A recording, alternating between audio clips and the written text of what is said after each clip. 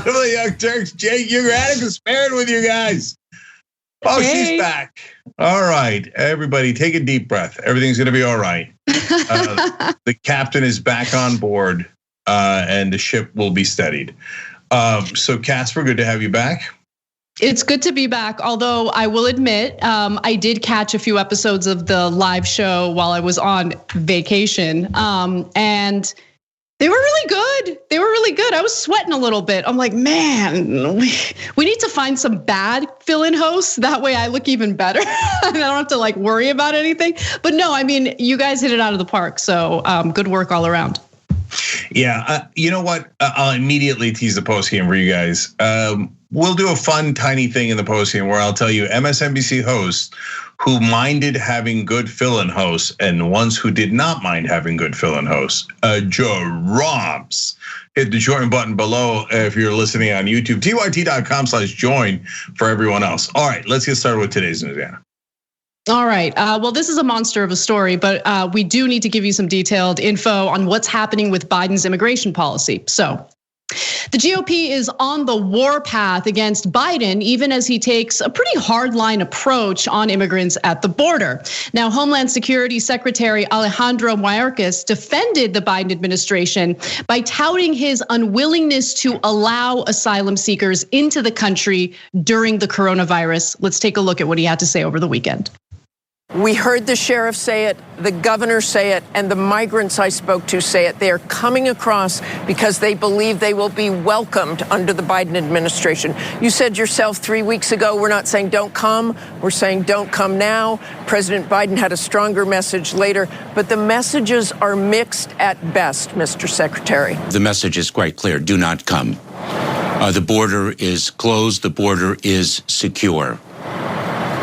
We are expelling families. We are expelling single adults.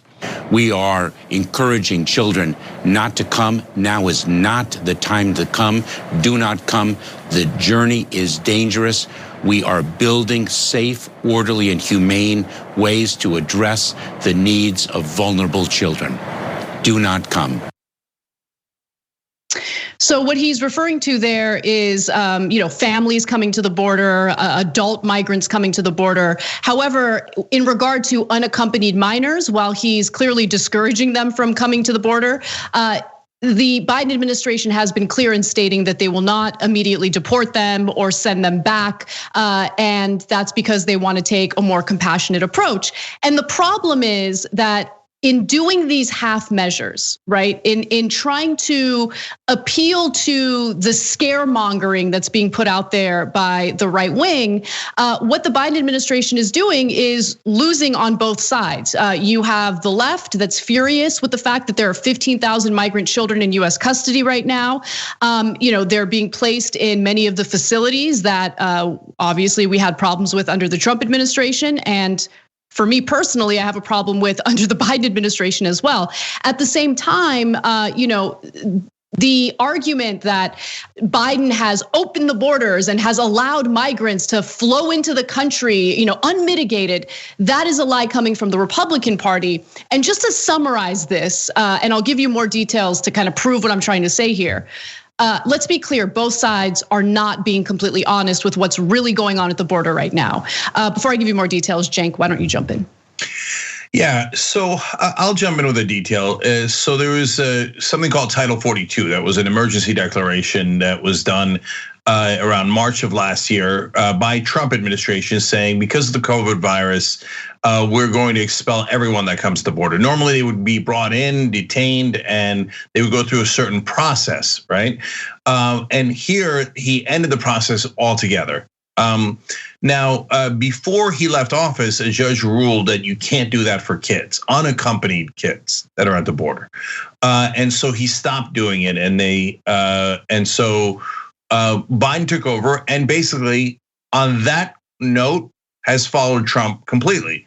So he didn't want to expel unaccompanied minors in the first place. Biden didn't, but still nothing actually changed as he took over. So we do have the kids brought in now. They're just unaccompanied. If they're with a family, everybody gets expelled. So if you're on the left, and you want the immigrants to go through a certain process and not just be automatically expelled, well, right now Biden has the same exact policy as Trump. So I guess you should be furious about that. And if you're on the right, other than trying to make giant political hay out of this, which you succeeded at, on this note, I don't know what you're complaining about. It is identical to Trump's policy when Trump left office. Right, exactly. And I'm happy that you mentioned what the federal courts had indicated regarding unaccompanied minors, because whether Trump wanted to immediately deport them or not, that was struck down. And again, that happened prior to Biden taking office. So it's not Biden's policy to keep the unaccompanied minors in these facilities rather than immediately deport them. That was the policy that was obviously the result of the federal courts chiming in on it. The other thing to kind of bear in mind is that Biden did, in fact, campaign on a more compassionate strategy, right, when it comes to immigration. And one of the things that he wanted to implement but wasn't able to do was a 100-day ban on all deportations. But a Trump-appointed judge struck that down. They appealed and it was struck down again. So he wasn't actually able to implement the 100-day ban on deportations. But there are other issues with how the Biden administration is tackling this as well, including not being completely honest with the American people. The video that you're about to watch, again featuring Mayorkas, gives you yet another example of that. Let's take a look. Did you change the policy too quickly without having the infrastructure in place to take care of these children? We are executing on our plan. It does take time. It is difficult, but it is taking time and it is difficult because the entire system was dismantled by the prior administration. There was a system in place in both Republican and Democratic administrations that was torn down during the Trump administration, and that is why the challenge is more acute than it ever has been before. We are rebuilding the orderly systems that the Trump administration tore down to avoid the need for these children to actually take the perilous journey.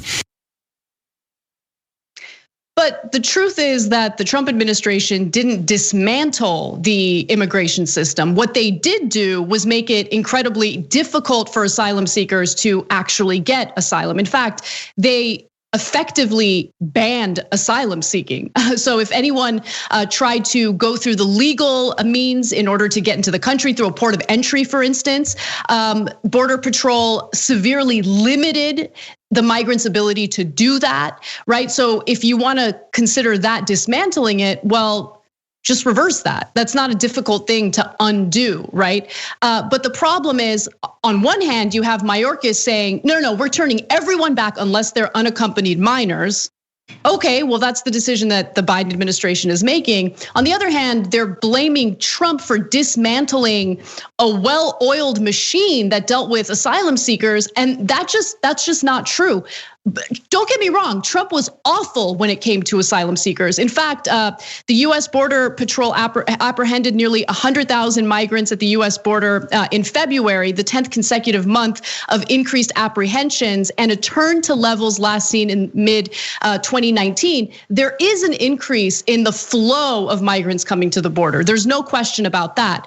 But the Biden administration, the problem is they haven't really reversed the Trump administration's policies. The only thing that it might seem like they reversed is, the issue with the unaccompanied minors. But again, that was something that was already implemented based on a court ruling, on a federal judge's ruling before Biden was elected.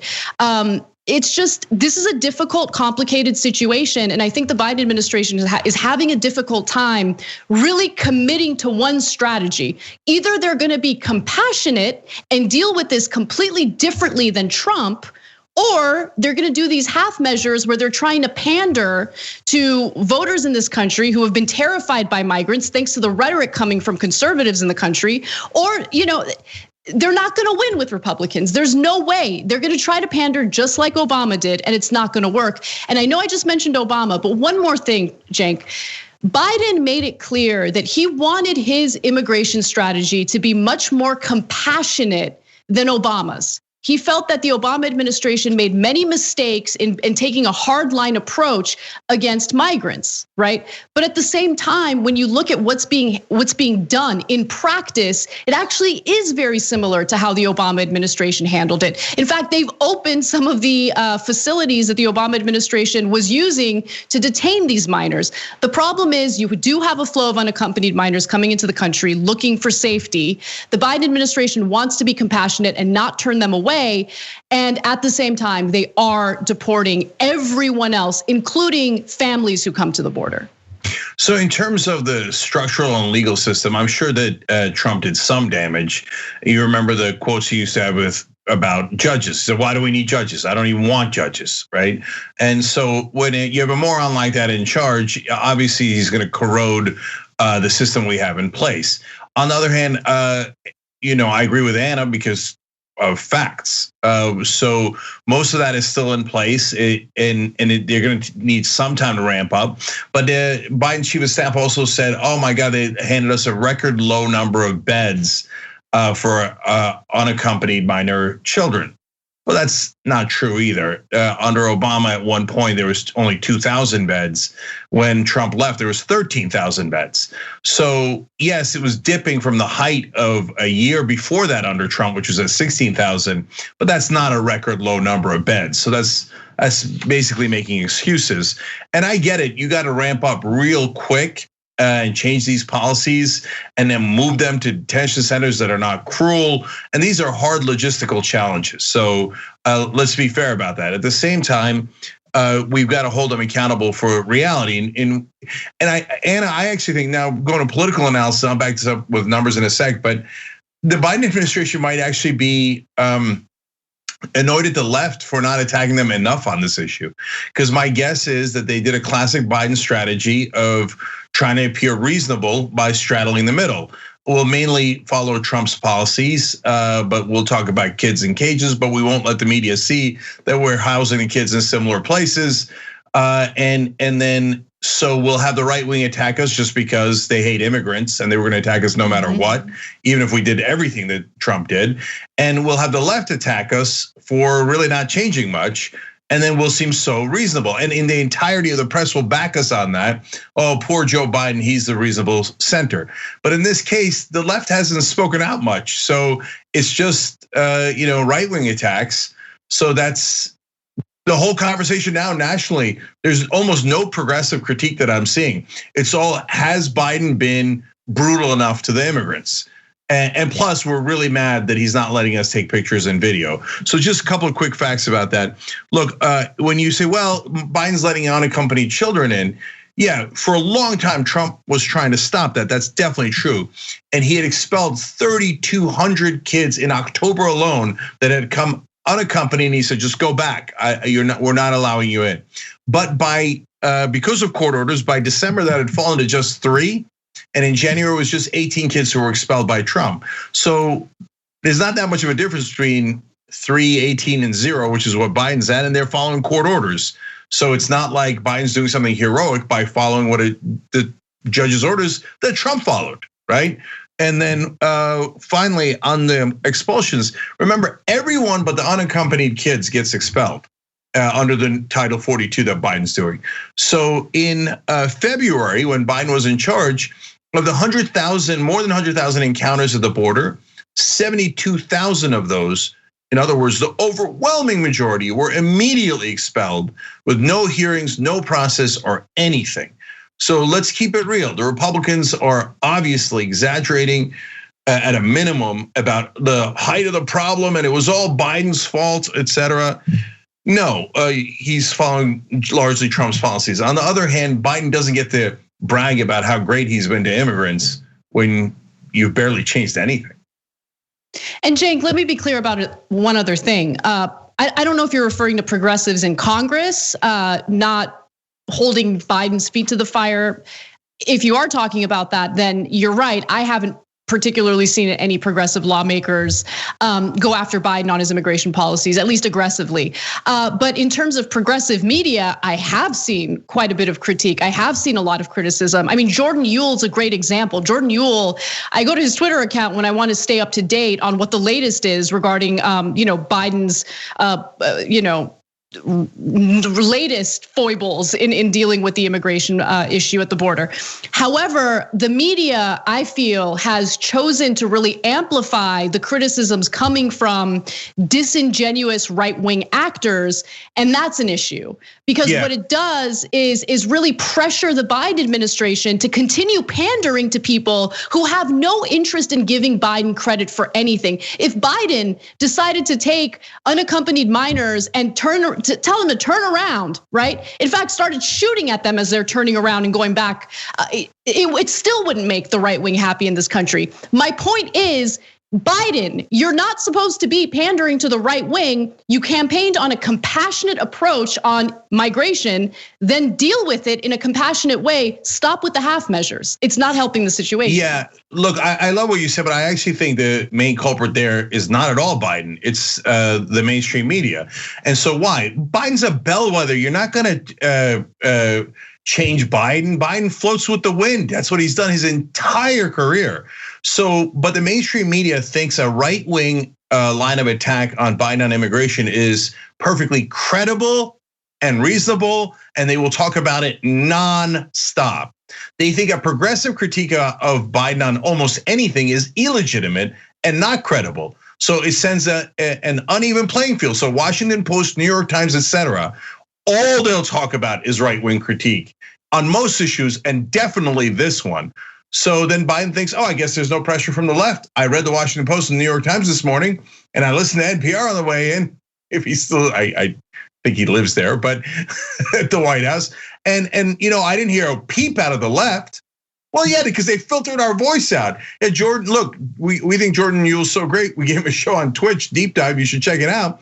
But the rest of the media, honestly, just thinks we're all invisible. And without their coverage, we cannot be a balancing act in Joe Biden's bellwether, and that makes him lean right wing almost every time. Yeah, and I'm gonna say one final thing, and this will be the final thing in the video, Cenk. Media, instead of just regurgitating what both sides are saying, can you do a little bit of fact checking? Like, this story was a disaster to research because no one actually does the fact checking, right? You might find some standalone pieces that are like buried in, the 28th page of whichever paper you're reading, but it's so impossible to try to decipher which side is lying and which side is telling the truth. And I want to be clear, both sides in this particular story right now are not being honest. Speaking of not being honest, we got to talk about Dan Crenshaw, who's not really known for being an honest person, but we have the latest example, which is a doozy. So Mehdi Hasan was recently interviewing Representative Dan Crenshaw, someone who can't stand immigration and felt the need to lie to the American people in multiple conservative news interviews about what the Biden administration is doing in response to the uptick in migration at the southern border. Now, Mehdi Hasan starts this clip by sharing a very important piece of information to Dan Crenshaw, and just get a load of how he doesn't really want to acknowledge it. You made these claims on Fox News last week. Have a listen. This happened overnight, okay, when President Biden rescinded the Remain in Mexico policy, when they rescinded the asylum cooperation agreements with the Northern Triangle countries, when they said, hey, we're not going to deport you when you come. So Biden has the nerve to say quietly, hey, don't come, wink, don't come here, don't come here. If you come here, we're going to give you a bus ticket wherever you want, and we're not going to deport you. I'll come back to your Remain in Mexico and asylum cooperation agreement points in a moment. But the rest of that, Congressman, is just not true. How can you say the Biden administration isn't deporting people? Last month, nearly 3 out of 4 people encountered at the border were expelled straight away under Title 42. 72% of people encountered at the border last month, apprehended, were instantly expelled. So how is what you said on Fox true? It isn't. Look, over the course of 2020, 1,000 people came illegally into the U.S. and then were released in the interior of the U.S. And in just the year 2021, it's 20,000. Right, it just comes straight out of Border Patrol. I was just down there a couple of weeks ago. So again, there are very specific instances of policy reversals that have caused a massive spike in illegal immigration and people incentivized to come across our border. I'm not sure why we're debating that point. I think we should debate what to do about it. I'm wondering why you went on Fox and say people are not being deported when 72% of the people apprehended at the border last month were deported under Joe Biden. Can you deal with that point? Like you just played what I said. I never said nobody was getting deported. And so look, people, our system works fairly well. You just played what I said, and I know I didn't say that. All right, we have a continuation of that dumpster fire in just a minute, but I want to be clear in that what Crenshaw and the right wing are putting out there is this notion that there's been an uptick in migrants coming to the border under the Biden administration specifically, because he's the one giving them a wink and a nod, essentially indicating that he has the border open and ready for them, when that is not the case. In fact, in that same interview, Mehdi Hasan read some statistics coming from Customs and Border Patrol, indicating that there's been an increase in migrants coming to the border for the last 9 months, meaning that this trend was happening under the Trump administration. So to say that Biden has created a situation in which he has done away with deterrence and is encouraging people to come at the border is just flat out false. So let me break it down in two different categories. So there's the families that are coming. They are treated exactly the same way under Biden and Trump. They're both using Title 42. They expelled them immediately because of COVID concerns. They do not go through the regular process they used to, okay? That's been in place for over a year now, and Biden is doing the same exact thing with Trump. With grown adults, same exact policy. Title 42, Biden and Trump, absolutely equal. That is why Mehdi Hasan's numbers are correct. 72,000 people have been expelled without any process at all. The left should arguably be furious about that, but there hasn't been much of a peep from progressive legislators on that, from what I've seen. Maybe I'm being unfair there. If they're saying it, they're certainly not being picked up by the press. Now, the thing that appears to be different, but is not exactly different, is unaccompanied minors. Now, it was Trump's policy that he wanted to expel them as well. He didn't want to let them in the country. It was Biden's agenda that they would be let into the country and go through regular process because they didn't want to send kids by themselves back through that treacherous path back to their homes where they could die and be in danger. But the reality is that the courts ruled that the kids must be let in. So Trump started letting them in before his term was over. So he was expelling more than 3,000 kids in October, but then it became nearly nothing by December and January. So only 3 in December, for example. So now in Biden's case, he's at similar numbers to Trump. He's just following the same court order that Trump was. So when Crenshaw says, "Oh my God, I can't believe what Biden decided to do," no, the courts decided it. Trump followed that order, which is good, and Biden is also following the same order. So let's be clear about who made the decision and how that played out. Now, because the court ordered it, at this point in February, for example, there was 9,400 times that unaccompanied children were met at the border. So that is a higher number than it used to be over the last year. Now you could say, hey, I actually think the right wing has a slight point here, that it's because the coyotes will then go back and tell everybody, oh my God, right or wrong, Biden is letting everybody in or whatever it is because they want to get more business. They'll bring kids. But remember, they would have said that about the court order anyway, because Trump had to do the same exact thing and did do the same exact thing in the last several months of his administration. So, and even then, so 9,400 sounds like a lot more than it used to be. And yes, over the last years it is, but the last time it was that number was in May of 2019. So about 2 years ago when it was under Trump. So is there some like, oh my God, deluge of unaccompanied minors like no one's ever seen? Well, if you have short-term memory loss, I guess that's true. Otherwise, you just look back to May of 2019 and it's the same number. All right, well, we got to take a break. Let's do that. And when we come back, we have more news for you guys, including Tom Cotton getting caught in a lie on live television, some GOP on GOP violence. Also, something that's never happening, but the media keeps teasing it as if it might. So we have that and more for you when we come back.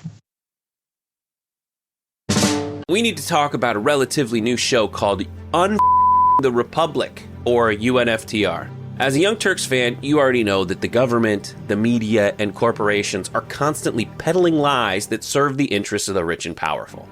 But now there's a podcast dedicated to unraveling those lies, debunking the conventional wisdom. In each episode of On the Republic, or UNFTR, the host delves into a different historical episode or topic that's generally misunderstood or purposely obfuscated by the so-called powers that be.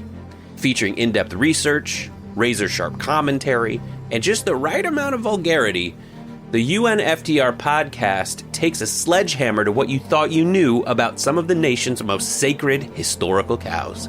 But don't just take my word for it. The New York Times described UNFTR as consistently compelling and educational, aiming to challenge conventional wisdom and upend the historical narratives that were taught in school. For as the great philosopher Yoda once put it, you must unlearn what you have learned. And that's true whether you're in Jedi training or you're uprooting and exposing all the propaganda and disinformation you've been fed over the course of your lifetime. So search for UNFTR in your podcast app today and get ready to get informed, angered, and entertained all at the same time.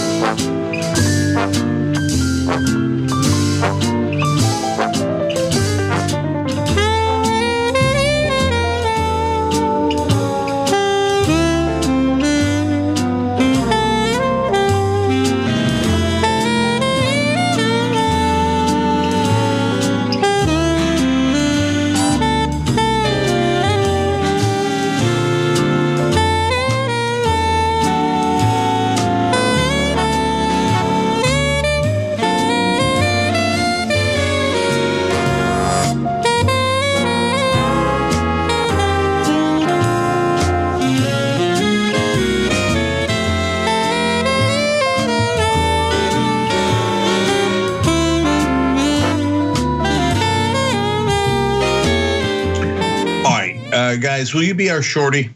We're in the Shorty Awards, and we need your help as usual, okay? And this crowd voting, that's why we usually win. You guys are the best of the best. Let's do it again. And here, for once, we can actually stuff the ballots because you can vote every day. So what you're gonna do is go to tyt.com/shorties. It's the 13th annual awards. You can vote every day up until March 31st, and you get an extra vote when you share it on Facebook and Twitter. That's super easy. So we're finalists for live event coverage for our 2020 election coverage. I would love to win that just so we could send it to the right wing. Oh, is this a meltdown? Sorry. Did we win an award for our election coverage? I guess, if that happens, okay? And you guys can make that happen. tyt.com/shorties, Facebook, Twitter, every day. Too easy, too easy. But we can just do it now. Don't worry about tomorrow. All right, let's go to our members. Mickey C. the Silver says, the Silver Dragon. What do you think about Biden issuing a gag order to ICE regarding the border? Trump is gone, right? Yeah, lots of gag orders, lots of not showing people. You know why? Because you're gonna see very similar pictures that you saw under Trump. That's why Biden doesn't want the media there. Keep it real. Someone who likes Bernie Sanders wrote in, we're not saying don't come, we're saying don't come right now, quoting the administration. That's all well and good on our side of the border, but it's not like these families are just chilling at home waiting for us to say to come in. Asylum 100%. Seekers are fleeing. They don't have time for us to get our mess together. So that's why I say smartest audience in the world, because that's exactly right. Isn't that amazing that no one on television ever makes that point? It's stunning. Anyway, JM Frazier writes in, this is all in our member section, tyt.com/join to be a member on the Young Turks website. And you get all of our content, obviously. Anyway, JM writes in, Biden 2020, take a narrow stance in the middle and upset voters on all sides of the issues. Doesn't seem like a winning strategy, but that's what he seems to be going with. For now, by the way, to be fair, it is working. His popularity is pretty high. We do the news, so we to report the news, whether it suits us or not, whether it suits Democrats or not as well. Anyway, so now I want to thank the folks who just joined on YouTube: Saren Anabisara, Asha and Natalie Blue Ridge Mountain, Art and Provisions. Oh, that's fun. And Andy, just Andy. Hey, he's just Andy being Andy. They all joined. Are they American heroes? I guess you could be likewise. Hit the join button below the video if you're watching on YouTube. That Bernie bro writes in on YouTube Super Chat. I took a break from the news because it was making me extremely anxious, but I'm back. Missed you guys. Hope you've all been well. We've been great. Dade Murphy says, you guys only speak on big facts. Corporate media could learn a lesson or two on how to report the news. Hashtag DYT for life.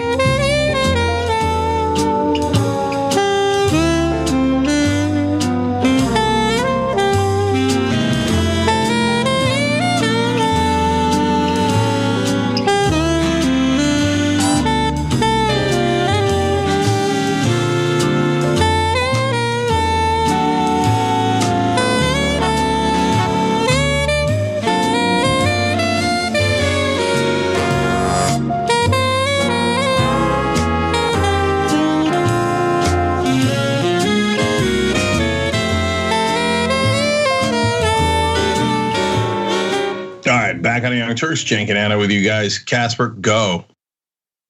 All right, well, story that caught my attention today.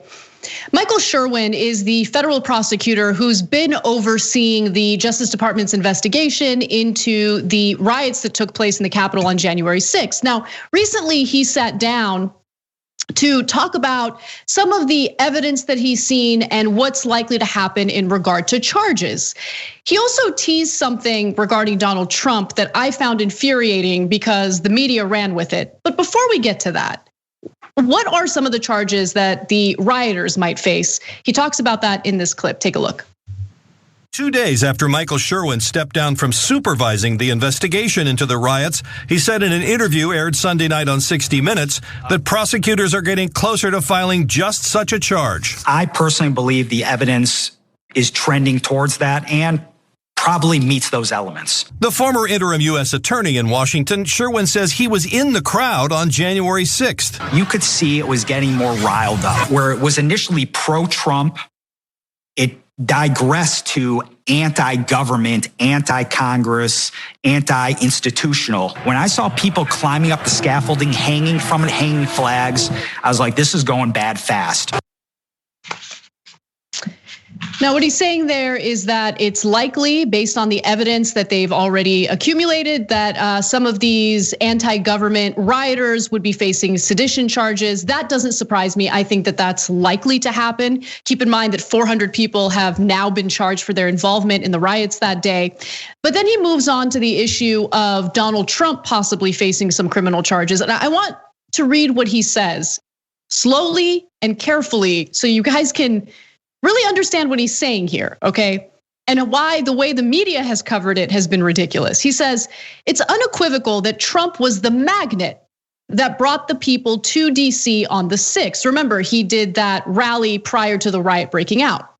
But then he says this, we have plenty of people. We have soccer moms from Ohio that were arrested saying, quote, well, I did this because my president said I had to take back our house. That moves the needle towards that direction. Maybe the president is culpable for those actions. And then the media pretends like the rest of the statement was never made, but it was. He also says, but also you see in the public record too, militia members saying, quote, you know what? We did this because Trump just talks a big game. He's just all talk. We did what he wouldn't do. Look, my point is, it doesn't matter what CNN has to say, it doesn't matter what the New York Times has to say, it doesn't matter what anyone has to say. Let's just be clear right now so we don't continue having this ridiculous conversation. Trump will not ever face criminal charges for what happened in the Capitol, okay? That's it, end of story, end of discussion. I know that the media is looking to like, let's milk the Trump story as much as we can. Milk, milk, milk. The DOJ will do nothing. Donald Trump will not face any criminal charges. The idiots who follow Donald Trump's demands, they will face criminal charges, some of whom are gonna be charged with sedition. But Trump himself, free to go. Doesn't matter what he said, doesn't matter what the public record indicates. Free to go, period. Anyway, Cenk. Well, I'll go a little further. I actually think Trump should not be charged with sedition. Okay, we've got a poll up on YouTube on that. You go to our channel and then you hit community and you'll be able to vote on that poll. But let me make my case. So first off, I want to clarify the different charges that people could face. As Anna told you, over 400 people have been charged already. The lowest charge is trespassing. It's not that big a deal. That's a slap on the wrist in effect. A serious charge is conspiracy, and people could get up to 5 years for that. And a little over 10% of the rioters have been charged with conspiracy already. And they have good evidence from the 3%ers, the Oath Keepers, and some of the Proud Boys that they actually did plan to do this. And so that's a significant charge. But even so, max of 5 years when they're chanting "hang the vice president" as they walk in, and they're looking to find Nancy Pelosi, and God knows what they would have done to her or AOC, et cetera.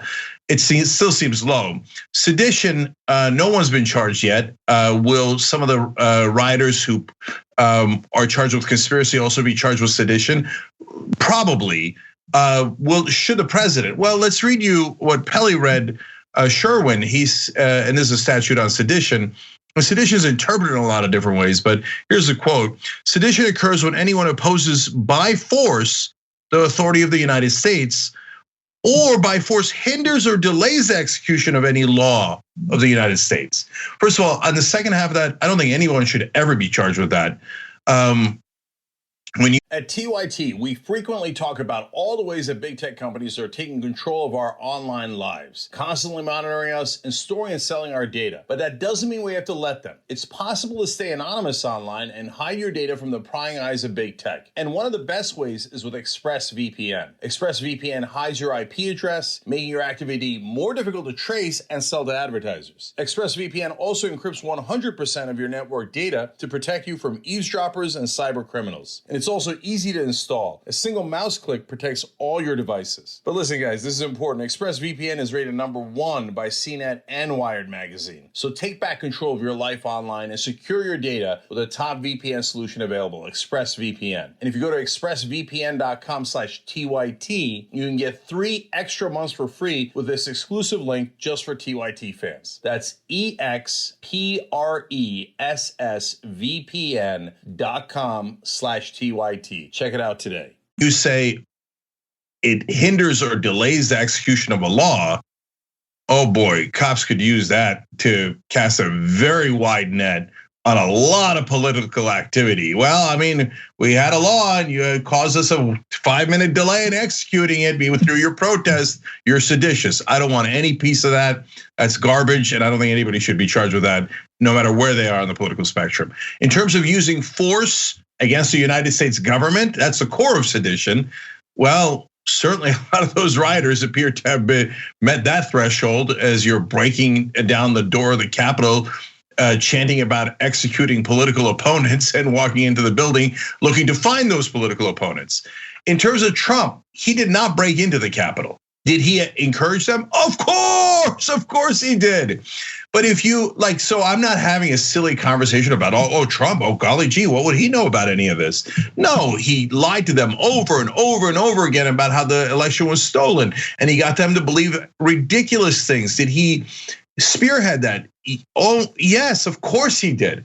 But he just spoke. And you can break the law by speaking, but it has to be a much higher standard. Go break into that building and go hang Mike Pence. Yes, then you got to charge a sedition based on speech.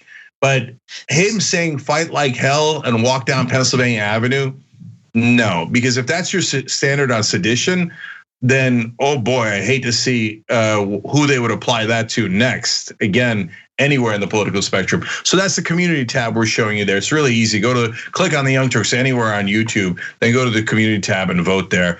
I'm curious what you guys think, because I imagine like a lot of you, or like us, a lot of you hate Trump and think he caused this. But I'm curious where you think he should actually legally be charged with sedition. Super last thing, Anna, is that he did commit a political crime, which is to encourage people to rebel against the actual laws of the United States of America. That's why I would have impeached him, but I would not have charged him legally with a crime.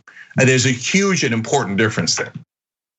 Yeah, so I want to give you credit for actually thinking ahead and thinking about what the negative consequences could be in charging him and prosecuting him with sedition.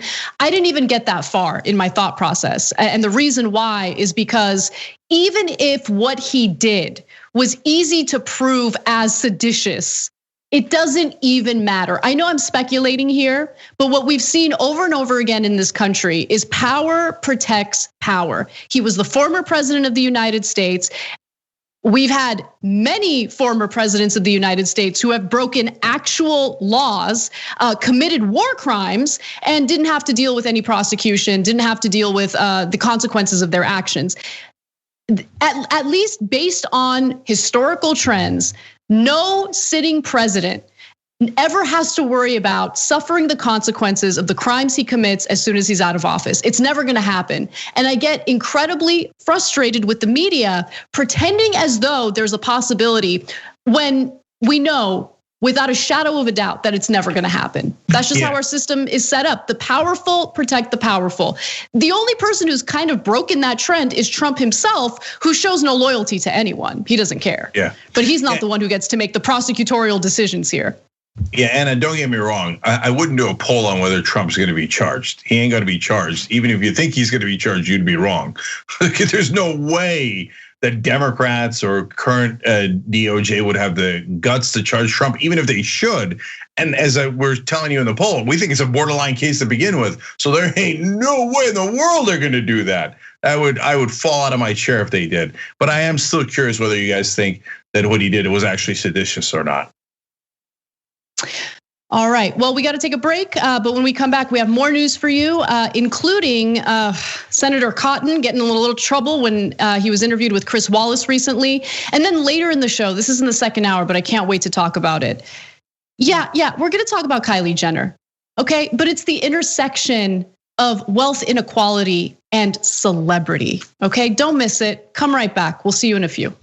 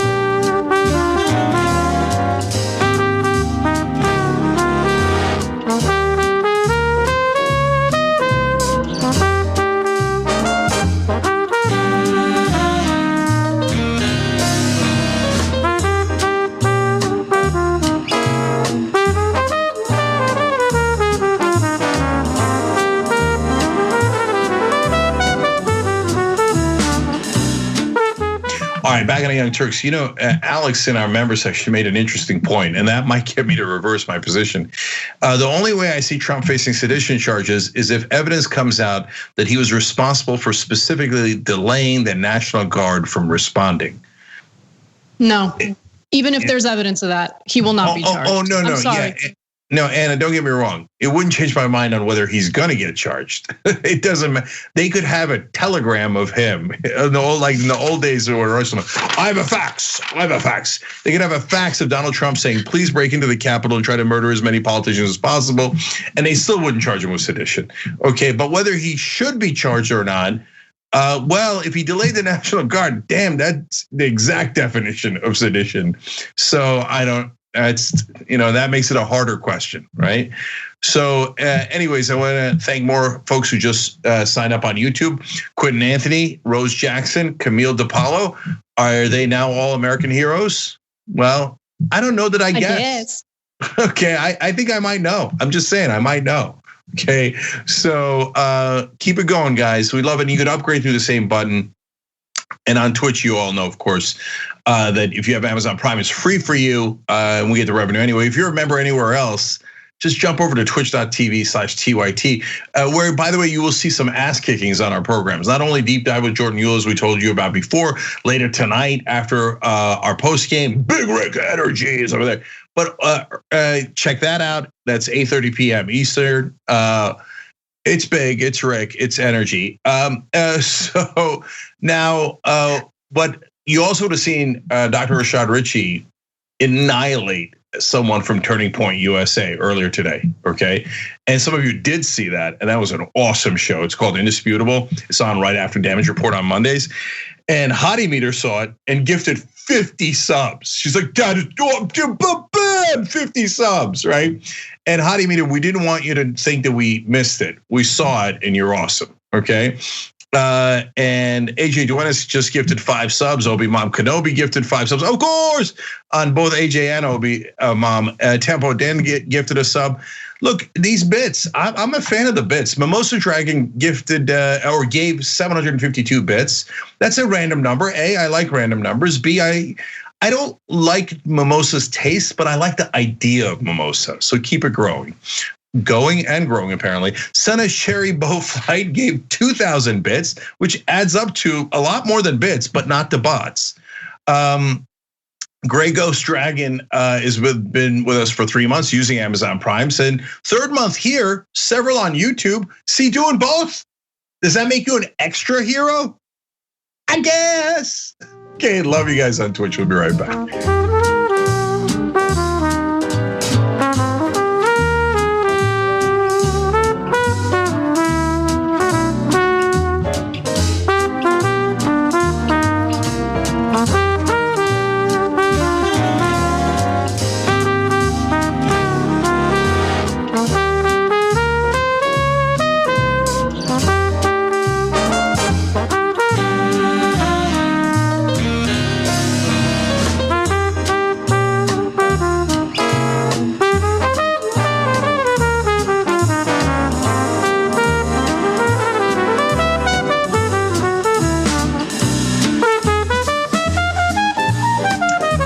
Are we back?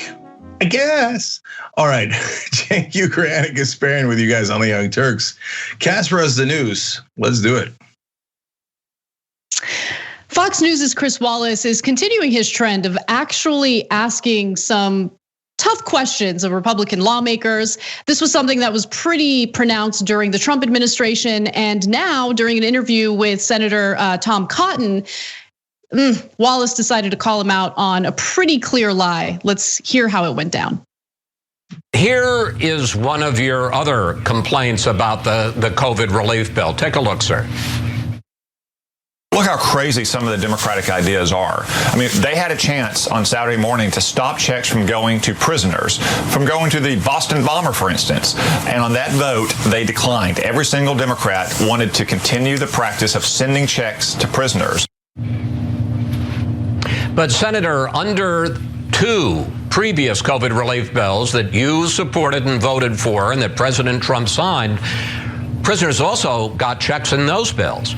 Well, Chris, that was obviously never Congress's intent. The Trump administration, IRS, and Treasury Department did not send checks to prisoners. Liberal advocacy groups sued to try to force that. A liberal judge said they had to. This month was the first time we ever had a simple up or down vote on whether those checks should go to prisoners. And the simple fact is that every Democrat voted to keep sending checks to prisoners. I don't think that's a smart idea. I suspect most Americans don't either. One of the next big pieces of legislation that So we included that last part because Chris Wallace did not fact check Senator Cotton, although I'm giving him credit for, at least trying to ask a difficult question. He didn't ask a follow-up that would have been important in this context. But to be absolutely clear, both relief bills that passed under the Trump administration indicated that prisoners could in fact qualify for those coronavirus relief checks. And in both cases, you had Republicans like Senator Cotton voting in favor of it. I have a little more detail into how that all went down in just a minute. But Cenk, what do you make of this? Like, what do you make of Chris Wallace continuing this trend? Because it's not what Chris Wallace was known for prior to the Trump administration. Yeah, I'm sure he'd dispute that, but I think overall you're right. I think I don't think it's just Chris Wallace. I think it's some portion of the mainstream media, and I hope they don't forget that instinct of challenging people in power. That's a muscle that they developed under Trump, because Trump, is part of the elite, but he's not part of the establishment. The establishment is a machine built to help everyone in the elites, whereas Trump just wanted to help himself. So the establishment hated him for it, and so they told the media, "Hey, this is a rare situation where you should actually do your job and challenge the powerful." So they did it, and they've forgotten that they weren't supposed to do it. They will eventually remember, and they're beginning to remember. But we're in this pocket here where they actually are challenging Biden a little bit more, and Republican senators more. So I'll take it, and I hope that that bubble expands rather than shrinks, although I'm afraid that it's gonna shrink. And in this particular case, Cotton, as usual, is lying. Now, earlier in the program, we told you guys about how the Biden administration was also lying about immigration. So we're here to do the news. We're gonna tell you what's true or not true, and we're gonna back it up with numbers and facts. So in this particular case, Tom Cotton says, well, Congress did not intend to vote to give the prisoners checks. Well, Senator Cotton, you had a funny way of showing that, because you voted to give the prisoners checks twice under Trump, and you never objected. You never went on Fox News saying, "Oh, can you believe Trump is sending checks to the Boston bomber? What a monster Trump is." No, he's like, bravo, bravo, absolutely. I voted 100% with Trump. Let's go for some prisoners checks, right? Then Biden gets in office. You're like, oh, I am shocked and chagrined to find out that prisoners are getting checks, just like I voted for. Okay, so please spare us your totally 100% phony outrage. And this is not an issue where there's nuance. Tom Cotton is a systematic liar.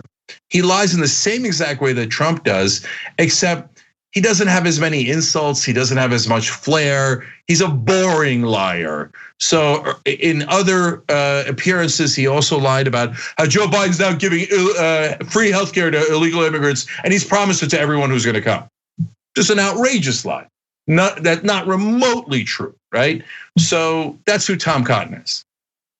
So I want to give you guys specifics so you know exactly how the legislation went down under the Trump administration and how it's ridiculous for Cotton to make a big deal about this under the Biden administration. So again, neither the bill Trump signed with Cotton's support in March of last year, obviously, nor the bill Trump signed with Cotton's support in December of 2020 contained any language prohibiting prisoners from getting relief funding. But after the first stimulus bill passed last March, Republicans were like, oh, we forgot to include the provision that would ban prisoners from getting any of this relief. And so they tried to get the IRS to belatedly prevent prisoners from qualifying for those checks. But then a federal judge comes in. So the Trump era the Trump era IRS did try belatedly to prevent prisoners from getting the money in the first bill, but tax law experts across the political spectrum said the IRS had no authority to do this given the text of the law and how it did not exclude prisoners. After prisoners filed a class action lawsuit, a federal judge ruled in October that the government had to let prisoners access the cash. So when it came to the second relief bill that passed in December of 2020, the IRS didn't even try it. The Trump administration didn't even try to include that provision. And then you have the third relief bill under the Biden administration has the same provisions in it in regard to prisoners, and all of a sudden Republicans are making a big deal about it. But it's all lies. It's all in the way that they're framing it. They were very supportive of Trump's legislation. They're just being political about what's happening now. And then one final thing I want to mention, Cenk, because it's important. After the 2008 economic collapse, you can recall that the Obama administration passed a relief bill. Obviously, it wasn't enough. It only furthered inequality in America. However, that legislation ensured that prisoners would not get that relief money at all, right? And the reason why I'm bringing that up is, did Republicans ever give Obama credit for that? I'm not saying that I would give credit to Obama for that. I'm just saying that Democrats pandering to disingenuous right-wingers never works out well. So don't do it. Don't do it. Don't ever do it. Don't do it in immigration policy. Don't do it in relief policy. These people are not your friends. They're never going to give you credit. In fact, even if you give them exactly what they want, they'll turn around and literally lie about it on national television. Yeah, I want to add one more thing too. Conservatives argue in court all the time as their legal principle, plain reading. plain reading of the statute. We don't want activist judges. The Congress wrote it and they intended what they wrote. That's it, right? That is a bedrock of conservative judicial theory. Now they're going, yeah, I mean, we wrote it and we all voted on it, but some of us kind of didn't mean it. And now we'd like to blame Biden, and even earlier, like, well, our bad. Basically, that's going into court and saying, sorry, we're incompetent and lazy, so we didn't really do our job right. And some of us would like to change our opinion after we voted yes on the bill. And the courts basically told them, that's not how it works. You guys read the bill, then you vote on the bill, and then the bill's the law. You don't get to say some of us didn't mean it later. Okay, and is there a right way to object to a provision in a bill or to the whole bill while still voting for it? Yes. And the person who did the best job of that, in my opinion, is Bernie Sanders in the '94 crime bill, where he said, "Look, I have to vote for this bill because it's got the Violence Against Women Act, and I want that so much, and it's so important that I'm going to vote yes. But I'm going to give a stem winder of a speech here where I explain to you how awful the rest of this bill is, and that we should not do any of the other garbage parts of this bill, right?"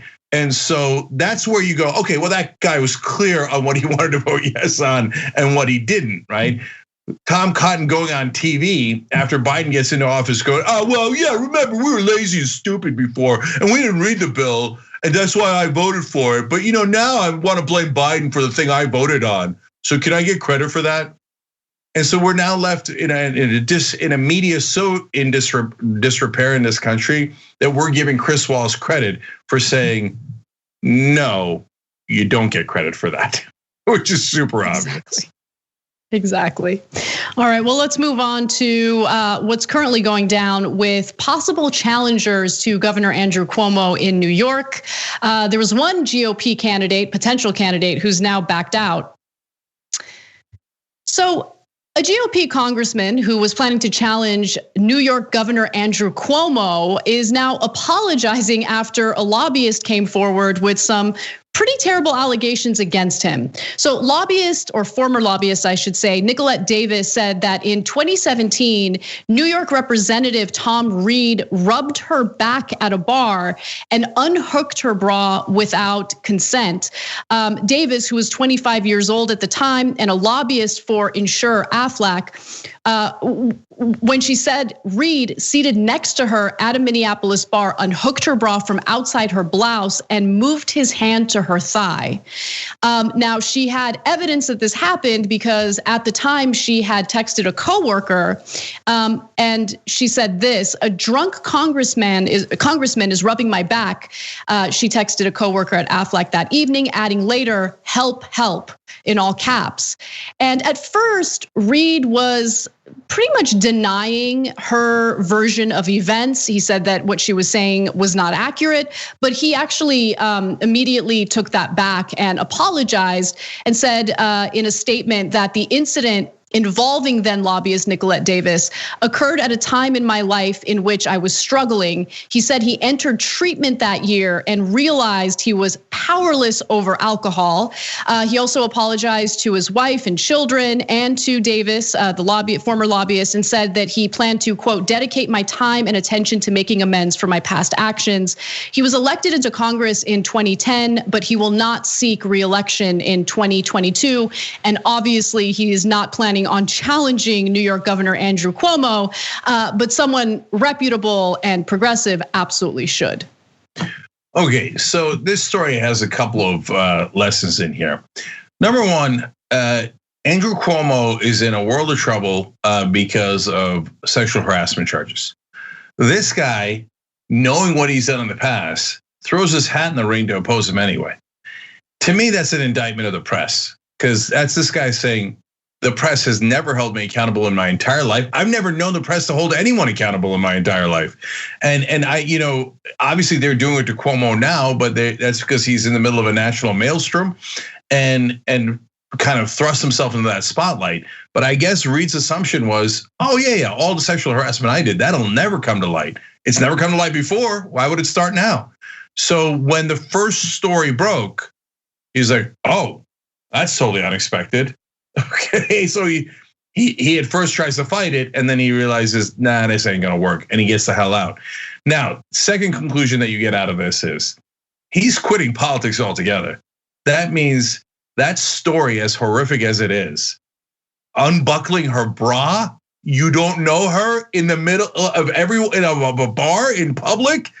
Like, I can't imagine how much more of a lunatic you could be, but apparently he was, because you don't nuke your entire career unless there's a lot of those stories, and you're trying to get 100%. The hell out of Dodge before the rest of the stories break.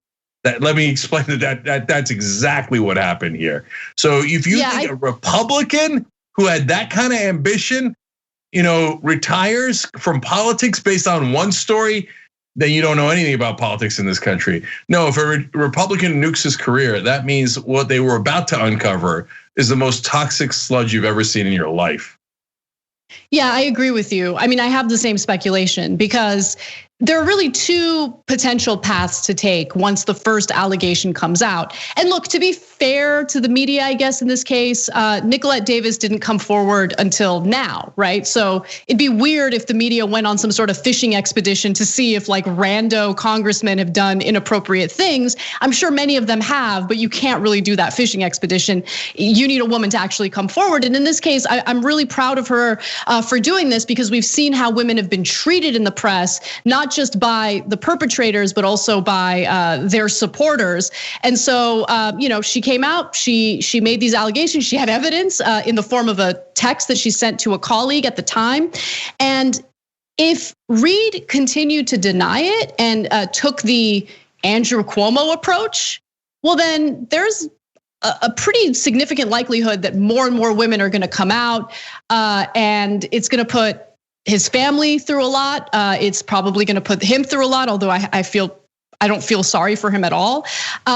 So yeah, I think that there are probably, and I'm speculating, some other skeletons in his closet. He doesn't want to deal with it. And so to stop the pain, he's just kind of decided to not just bounce from the possibility of challenging Andrew Cuomo, but just leave politics altogether. It's like, I don't think that her perspective of the events are accurate. And then within like a day, no, I'm sorry. Actually, I'm sorry. What I have to say about her version of events is irrelevant. I apologize to everyone, including Davis, and I will not be seeking re-election. I'm done. I'm over. Bye. That does seem to indicate that there's more going on that we know about. But look, alcoholism, drug addiction, those kinds of things are serious. And I hope he is getting the help that he needs, not just for himself, but for, potential victims who have to deal with his disgusting behavior. And I'm glad that he won't be in politics anymore. I'm really proud of Nicolette Davis for coming forward. Yeah, and remember, guys, he's not even a local politician. He's a United States congressman from New York. He was thinking of having higher ambitions to go to governor of New York and then God knows what. And for him to turn around instantly from I'd like to run for governor to I'd like to end my career completely, man, I wish somebody would uncover whatever other skeletons he has in his closet, because my God, what did he do that he doesn't want you to know? All right, we should probably take a break. That concludes hour one, but when we come back for hour two, we're gonna give you some updates on the tragic shootings that took place in Atlanta. Some of the victims were unfortunately further victimized by the police. We'll give you the details on that story and more. We'll see you in just a few minutes. Thanks for listening to the full episode of The Young Turks. Support our work, listen ad-free, access members-only bonus content, and more by subscribing to Apple Podcasts at apple.co/TYT. I'm your host, Cenk Uygur, and I'll see you soon.